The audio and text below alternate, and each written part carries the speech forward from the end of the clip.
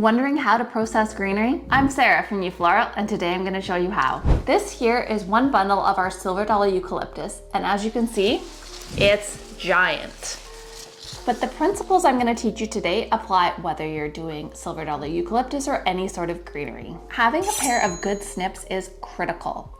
Scissors don't work well enough. They actually crush the stems a tiny bit, and so that way the flowers or greenery can't uptake water properly. With your snips, not scissors, you're going to take the ends of the greenery and give them all a cut at an angle. Some of the greenery, particularly silver dollar, has some really big diameter stems, so that's particularly why you need the pruners. Scissors actually won't even make it through.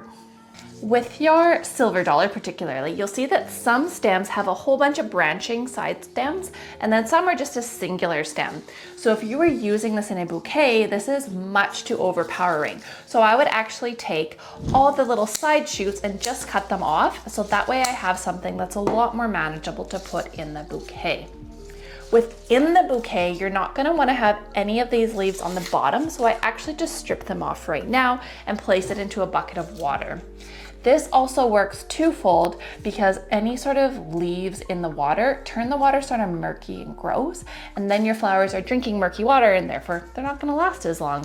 This little guy here, now that I've cut it down, is actually quite a bit smaller, so if I'm putting it in here, it gets kind of a little bit lost in this bucket, so I'm going to keep the smaller guys to the side, and then that way I have a different bucket that's smaller that I can put them in. So there's another little guy. Just strip off the bottom couple leaves and put it to the side. So if you are in a giant rush when your flowers come and you're like, I don't have time to strip the leaves off the bottom, what do you need to do? Well, ASAP, you need to get your greenery and your flowers in water. They will die decently quickly if they don't have a water source. So you need to get them in water ASAP, and then you can go back and do this processing part where you're cutting the ends and you're removing any of these leaves that would fall within the water line. In terms of what bucket you should use, this one here is a cute little bucket, but it's really only good for this one bundle of silver dollar because you don't want the greenery to be smushed.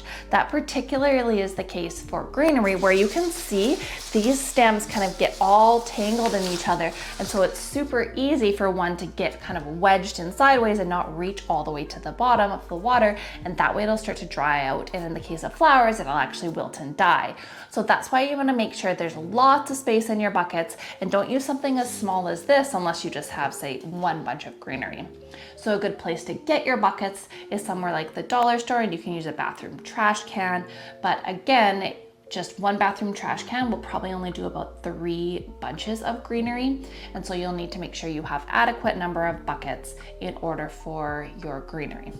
If you choose a bucket that's, say, like a Lowe's or a Home Depot or Rona bucket, they're quite tall. Like compared to this, they're kind of around this tall, and so for these little pieces of greenery, like they're even too small to put in this bucket. So a Lowe's bucket would be like way too tall for that greenery, and so that's why I like to use these smaller size buckets, because like I mentioned, any of these leaves that are falling in the water are going to make it murky and gross. So if your bucket is giant and you have small stems and little stems, you have much more likelihood that the leaves are going to end up in water. So that's how you process greenery, no matter what type of greenery it is. I hope you guys enjoyed learning and that you feel confident to DIY your wedding flowers. Thanks for watching.